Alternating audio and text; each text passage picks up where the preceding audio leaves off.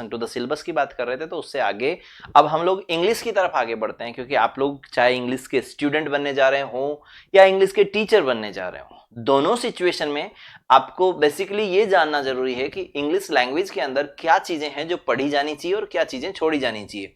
क्योंकि हर स्टूडेंट जो आप लोग देखता है क्लास को, उसका हर हमें जो मतलब हमेशा जो एक्सपेक्टेशन रहती है ना, वो रहती है कि from the very first day वो सीखे कि बिगिनिंग कहां से है अंग्रेजी की। तो मैं आप लोगों को कल तो क्योंकि ग्रेड 2 से स्पेशली ग्रेड 2 के सिलेबस से इंट्रोड्यूस कराया मैंने आपको, लेकिन उसके अपार्ट अगर मैं बात करूं, ये सिलेबस ही प्रोनाउंसिएशन है। आपके प्रोनाउंसिएशन पे कहीं पे भी आपको डाउट लगे तो आप लोगों को कुछ नहीं करना, सिर्फ डिक्शनरी क्रॉस चेक करनी है, आपको आइडिया लग जाएगा। मैं जो बोल रहा हूं उसमें अगर कहीं डाउट लगे तो जरूर कमेंट करके बता दीजिएगा।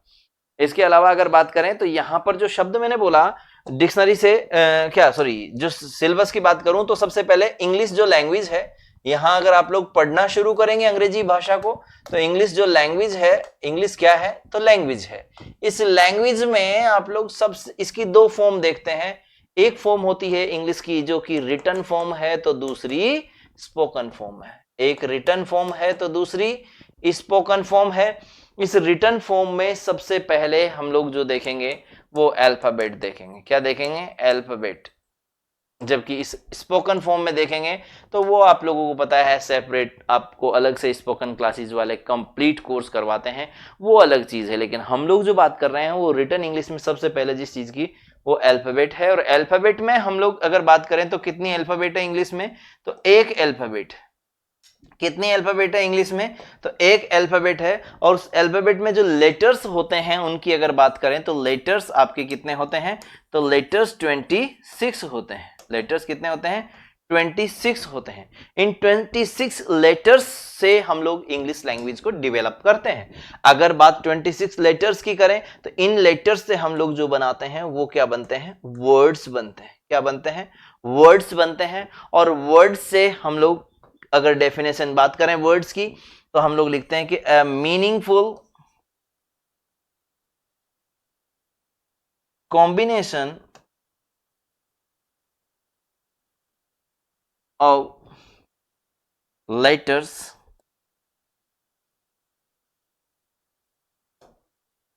Is called word. वर्णों का जो सार्थक समूह होता है उसको हम लोग शब्द कहते हैं। A meaningful combination of letters is called word. ये चीज आप लोगों को देखनी है। अब बात करते हैं, जैसे आपने लिखा TIS, तो ये कोई मीनिंगफुल नहीं है। ITS ये मीनिंगफुल है, और SIT ये मीनिंगफुल है। हालांकि TIS अगर आप क्योंकि ग्रेड वाले स्टूडेंट हैं तो आपको जरूर विचार करना चाहिए, क्योंकि आप लोगों को याद होगा टिस इट्स को ही रिप्रेजेंट करता है। जो आप लोग अगर 16th सेंचुरी की इंग्लिश अगर आप देखेंगे तो वहां पे TIS इट्स को रिप्रेजेंट करता है। खैर चलिए बात करते हैं इट्स की। तो यहाँ पे आप लोगों को सिट, मैंने ये जो शब्द लिखे यहाँ मीनिंगफुल है, ये नहीं मीनिंगफुल नहीं है, इस तरीके की। जैसे आपने लिखा CUT कट, ये मीनिंगफुल है, लेकिन TCU अब ये कोई मतलब का नहीं है। ठीक है ना? इस टाइप से आप लोग समझ रहे हैं क्या कि शाब्दिक अर्थ जो वर्णों के हम लोग इनकी बात करेंगे तो शाब्दिक अर्थ जो है कोई ना कोई निकलता है। अब बात करेंगे इससे नेक्स्ट जो बनेंगे वो बनेंगे सेंटेंसेस। क्या बनेंगे? सेंटेंसेस। अब सेंटेंसेस तक जाने के लिए आप लोगों को सेंटेंसेस से पहले वाला मैटर जानना होगा कि सेंटेंसेस क्या होते हैं, सेंटेंस किस लिए पढ़े जाते हैं, उनकी बात करें तो आप लोग लिखेंगे a meaningful combination a meaningful combination of words is called sentence। तो वर्णों का जो सार्थक समूह होगा वो क्या कहलाएगा? शब्द कहलाएगा। वर्णों का जो सार्थक समूह होगा वो क्या कहलाएगा? शब्द कहलाएगा। A meaningful combination of letters is called words and a meaningful combination of words is called sentences। तो यहां पर मैंने लिखा a meaningful combination of words is called sentences। तो जैसे मान लीजिए I teach you English, यहां पे पूरा का पूरा मीनिंगफुल सेंटेंस है ये, लेकिन टीच इंग्लिश यू आई ऐसे उल्टा सीधा कर देते तो इसका कोई मतलब नहीं रह जाता। इसलिए कहा है कि a meaningful combination of letters is called word. तो आप लोग समझ रहे होंगे कि वर्ड क्या होता है, सॉरी अ मीनिंगफुल लेटर कहलाता है, लेटर्स का मीनिंगफुल कॉम्बिनेशन वर्ड कहलाता है। तो शब्दों का मीनिंगफुल कॉम्बिनेशन क्या कहलाएगा, वाक्य कहलाएगा, सेंटेंस कहलाएगा। यहां आकर के हम लोगों ने एक सेंटेंस की डेफिनेशन शुरू की। अब बात आती है कि एक सेंटेंस होता होगा तो सेंटेंस कैसे बनता है, सेंटेंस का कंस्ट्रक्शन क्या है, एक सेंटेंस को सेंटेंस कहने के लिए किस किस चीज की नीड होती है। तो ये सब चीजें आप लोगों को देखने के लिए यहां पर थोड़ा सा आइडिया लेना होगा कि सेंटेंस जो होता है, जैसे आपने लिखा कि आई हैव, आप एक सेंटेंस लिख रहे हैं, I have decided to help him with my notes this year। ये चीज मैंने बोली, I have decided to help you with my notes this year, और इस चीज को मैंने आपको यहां पे सेंटेंस कहा। आई की जगह अगर मान लीजिए मैं रोहित लिख देता हूं,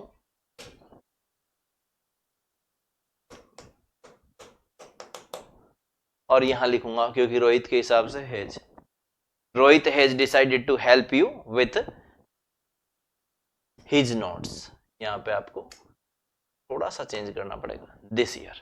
और इस सेंटेंस में अगर हम लोग बात करें तो ये तो आपका नाउन है, अगर चीजों को आप थोड़ा बहुत समझेंगे तो इसमें ये तो हो गया आपका नाउन। क्या हो गया है, नाउन हो गया है। इसको आप नाउन कह रहे हो, इसको आप लोग हेल्पिंग वर्ब कह रहे हो, इसको आप लोग मेन वर्ब कह रहे हो। इसके बाद टू हेल्प जो कि एक नॉन फाइनाइट है नाउन के रूप में, हिम इसकी बात अभी कर लेंगे, लेकिन ये आपका प्रोनाउन हो गया, विथ आपका प्रेपोजिशन हो गया।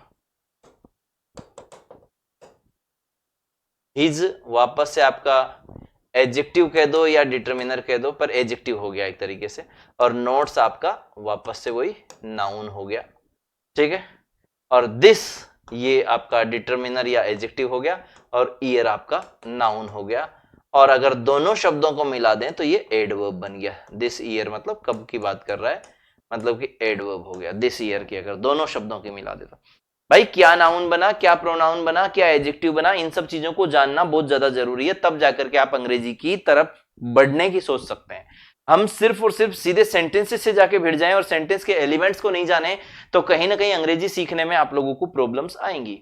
सबसे पहले तो आप लोग इस स्ट्रक्चर पे जाने से पहले कि इस स्ट्रक्चर को जाने, तो ये तो ग्रामर की बात हो गई। ये सारी की सारी चीजें जिस चीज को लेकर के चल रही है, वो सेक्शन जो है वो आपका अंग्रेजी में क्या कहलाता है, ग्रामर वाला पार्ट कहलाता है। और आधा से ज्यादा भारत और यहाँ के बच्चों के दिमाग में ये बात हमेशा चलती है कि अंग्रेजी बोले तो ग्रामर, अंग्रेजी बोले तो parts of speech, parts of speech, अंग्रेजी बोले तो रिपोर्टेड स्पीच, अंग्रेजी बोले तो नाउन, अंग्रेजी बोले तो प्रोनाउन। लेकिन इन सब चीजों से पहले आपको यह जानना जरूरी है कि अंग्रेजी जो भाषा है इसमें कौन कौन सी चीजें होती है जो कि इस लैंग्वेज को बनाती है। तो अगर आपसे यह पूछा जाए कि अंग्रेजी आप लोग जब पढ़ने लगे तो इस इंग्लिश लैंग्वेज में आप लोग देख लीजिएगा, जो रिटन इंग्लिश आप लोग पढ़ेंगे, जो रिटन इंग्लिश आप लोग पढ़ेंगे, इस रिटन इंग्लिश की अगर बात करें जिसको फाइनली आपको उद्देश्य होता है क्या, स्पोकन। आप अंग्रेजी इसलिए सीखते हैं ताकि आप इसको बोल सकें, इसको सही जगह पे यूज कर सकें। अंग्रेजी आप क्यों सीखते हैं, ताकि सही जगह पे इसको सही सिचुएशन में प्रॉपर तरीके से यूज कर सकें। तो अब जो बात मैंने आप लोगों से की कि ये अंग्रेजी जो भाषा है इसको अगर आपको सीखना है तो नंबर एक बात तो आपको क्या चाहिए, ग्रामर चाहिए। क्या चाहिए, ग्रामर। इसके अलावा एक आपको क्या चाहिए, कॉम्प्रिहेंशन। क्या चाहिए भाई, कॉम्प्रिहेंशन। कॉम्प्रिहेंशन में क्या क्या हो सकता है, तो इसमें नंबर एक बात अनसीन पैसेज हो सकता है, इसमें हो सकता है आपका जो क्लोज टेस्ट है। क्लोज टेस्ट का मतलब होता है कि फिल इन द ब्लैंक्स की तरीके से जैसे आते हैं उस टाइप का एक जो है पैसेज दे दिया जाता है, उस पैसेज में से आपको क्वेश्चन अटेम्प्ट करने होते हैं उस पैसेज के। तो आपका ये हो गया। इसमें तीसरी बात आप लोगों को जो देखनी है क्लोज टेस्ट के अलावा वो रहेगी आपकी जो इसमें एक अगर एसएससी या बैंकिंग वैसी एग्जाम देते हो तो उसमें PQRS जो है आप लोगों का, यानी सेंटेंस रीअरेंजमेंट PQRS के नाम से जो आप लोग बोलते हो, वो टॉपिक आप लोग इसमें देखते हो। तो एक तो कॉम्प्रीहेंशन वाले पार्ट में ये चीज आप देखने को आपको मिलती है, कॉम्प्रीहेंशन। इसके अलावा ग्रामर सेपरेट अपने आप में पूरा का पूरा, noun, pronoun, adjective, verb, adverb, preposition, conjunction, interjection, determiners, reported speech, passive voice, tag question, model auxiliaries, non finite, subject verb agreement, बहुत सारे टॉपिक्स हैं जिनको हम लोग एक एक करके देखते हैं।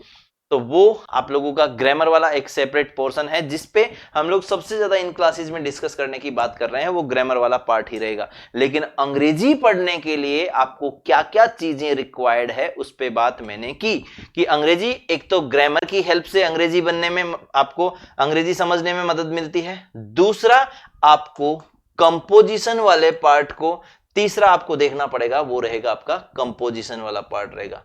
कौन सा रहेगा? कंपोजिशन। क्या रहेगा? कंपोजिशन रहेगा। कंपोजिशन का मतलब क्या होता है? रचना, निबंध लेखन आदि। कंपोज करना, बनाना किसी चीज को। तो सुन लो इधर, कंपोजिशन का मतलब है आप अपने आइडियाज को फाइनली, सबसे जो डिफिकल्टी जहां आप लोग समझते हो ना कि सेंटेंसेस लिखने आपको कंपोज करने पड़ेंगे, जो कि आरएस की एग्जाम्स में, आईएएस वाली एग्जाम्स में, और इसके अलावा जैसे कुछ सीजीएल टियर 3 में, ऐसे कई एग्जाम होते हैं जहां पे आपको डिस्क्रिप्टिव पेपर होता है, वहां पर ये वाला कंपोजिशन वाला पार्ट, इसमें आपको पेन चलाने की जरूरत पड़ती है। कंपोज करना, बनाना, किसी चीज की रचना करना, ये आपको लेटर लिखने होते हैं। लेटर सब तरह के हो सकते हैं, ऑफिशियल, डेमी ऑफिशियल, जो भी है आप लोगों का, बिजनेस लेटर, सभी तरीके के। एक लेटर्स के अलावा दूसरा आप लोगों को जो है नोटिस लिखने हो सकते हैं, टेलीग्राम लिखने हो सकते हैं। अब वो आपका टेलीग्राम आजकल नहीं होता है, तो ईमेल्स आप लोगों के आजकल ये जो है मेमोरेंडम वगैरह, ये सब चीजें इसमें आप लोगों को देखने को मिलती है। तो तीसरी सेक्शन के बाद में हम लोग चौथे सेक्शन की तरफ जाएं, तो एक सेक्शन है जिसका नाम है वोकेब। और वोकेब में कौन कौन से शब्द होंगे? तो वोकेब में आपके पास में वन वर्ड्स रहेंगे जो पढ़ने होते हैं, मुहावरे जिसको आप लोग इडियम्स कहते हो, और प्रोवर्ब्स भी आप लोग इसमें देख सकते हो। प्रोवर्ब्स भी आप लोग इसके अंदर देख सकते हो। इडियम्स हो गए, वन वर्ड्स हो गए, एंटोनिम्स हो गए, और सिनोनिम्स हो गए। ठीक है, ये इसके अलावा एक और चीज इसमें आप लोग जो जोड़ सकते हो वो है आपका फ्रेजल वर्ब।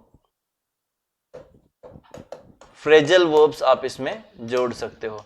तो ये सारे टॉपिक्स आप इसमें शामिल करके लेके चल लो, ये हो जाएंगे आपके पार्ट्स ऑफ स्पीच से रिलेटेड चीजें। तो मतलब सॉरी, अंग्रेजी में पढ़ी जाने वाली चीजें। ध्यान रखना, यहां तक की बातें जो है वो एक टीचर्स वाली एग्जाम को छोड़ करके सभी एग्जाम्स में ये सब चीजें पूछी जाती है। लेकिन जब बात आती है टीचर्स वाले एग्जाम्स की, तो फिर एक और पोर्शन इसमें जोड़ना हो जाता है, जिसको आप लोग कहते हैं लिटरेचर। और साथ ही साथ में आप लोग इसमें जो है एक मेथड्स, जिसको आप लोग पेडागोजी बोलते हो। पेडागोजी, ये जिसको टीचिंग मेथड्स के नाम से आप लोग पढ़ते हो, जो ग्रेड सेकंड में, क्योंकि टीचिंग मेथड पेडागोजी का एक पार्ट होता है। एक तरीके से टीचिंग मेथड से कई गुना बड़ी होती है पेडागोजी, इसमें पूरे के पूरे आ जाते हैं टीचिंग मेथड्स वगैरह। तो ये सब चीजें मिला करके आपकी अंग्रेजी को अंग्रेजी बनाने में हेल्प करती है। आपको आज की इस वीडियो के थ्रू केवल इतना बताना है कि आप लोग जब अंग्रेजी पढ़ेंगे, तो क्योंकि ग्रेड 2 वाले हैं तो ये वाला पोर्शन भी पढ़ेंगे और ये वाला पोर्शन भी पढ़ेंगे, और इन सेक्शंस की तो बात करनी ही करनी है। ग्रामर में आप लोगों को बहुत कुछ पढ़ना होता है। ग्रामर में आप लोग पढ़ते हैं पार्ट्स ऑफ स्पीच वगैरह सारी चीजें। अब ग्रामर की अगर मैं बात करूं आप लोगों को, तो ग्रामर में आप लोग क्या क्या देखेंगे, यहां आकर के फिर आपको थोड़ा बहुत जानकारी होनी चाहिए कि भाई ग्रामर का टॉपिक अगर आप पढ़ने लगे तो देख लीजिएगा, आप लोगों को शुरुआत करनी होती है किससे? पार्ट्स ऑफ स्पीच से। किससे शुरुआत करनी होती है? पार्ट्स ऑफ स्पीच का मतलब शब्द भेद, यानी एक वाक्य जो लिखा है, जैसे मैंने आप लोगों को पता है यहां पर इस जगह पे आइडेंटिफिकेशन किया, मैंने पहचाना इस सेंटेंस में क्या है क्या नहीं है, नाउन है, प्रोनाउन है, एडजेक्टिव है, वर्ब है, एडवर्ब है, प्रेपोजिशन है, कंजंक्शन है, कैसे पहचाना, डिटरमिनर है, इन सब चीजों को जानने के लिए ही जरूरत पड़ती है जिस टॉपिक की, उसका नाम रहता है क्या, पार्ट्स ऑफ स्पीच। क्या रहता है भाई, पार्ट्स ऑफ स्पीच, यानी शब्द भेद। क्या कहते हैं, शब्द भेद।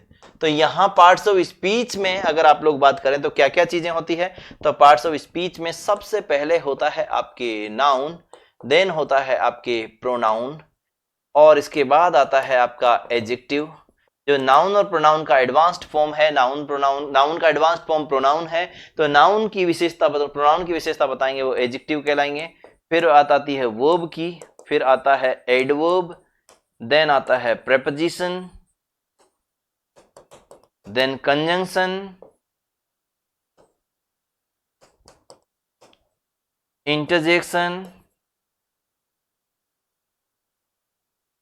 और मॉडर्न इंग्लिश में जो है एक और पार्ट्स ऑफ स्पीच जिसको आप लोग कह सकते हो डिटरमिनर्स, आजकल जो है वो भी पार्ट्स ऑफ स्पीच में 8वां पार्ट्स ऑफ स्पीच गिना जाता है।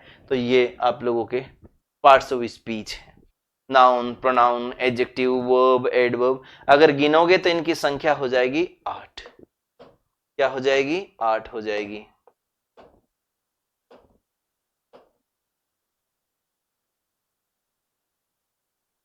ठीक है ना, या लगाया है मैंने उसके आगे। इसी नाउन प्रोनाउन में से अगर एक टॉपिक जिसकी बात करें एडजेक्टिव, तो आप बनाते हो टॉल, टॉलर, टॉलेस्ट, यानी कि जिसकी बात होती है वो है डिग्री। तो यहां पे आपको टॉपिक देखने को मिल जाएगा क्या, डिग्री।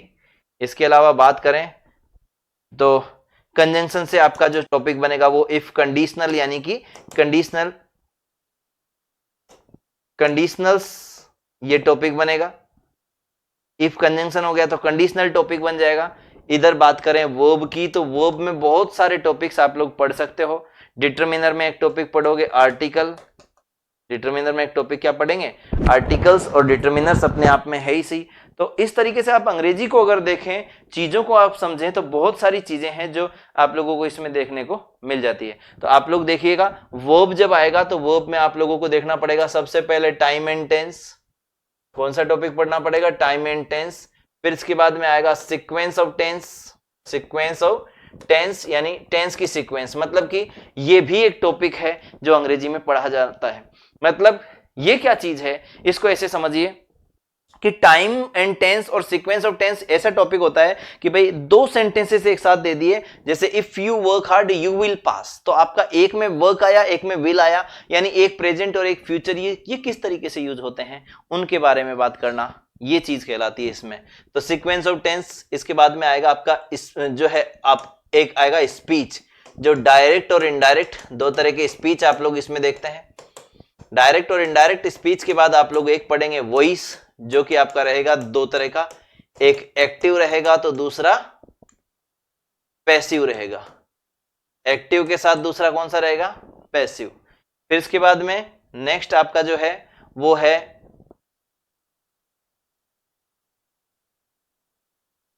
क्वेश्चन टैग, ये एक टॉपिक रहेगा। इसी तरीके से एक टॉपिक रहेगा मॉडल्स, ऑक्सिलरीज, है ना,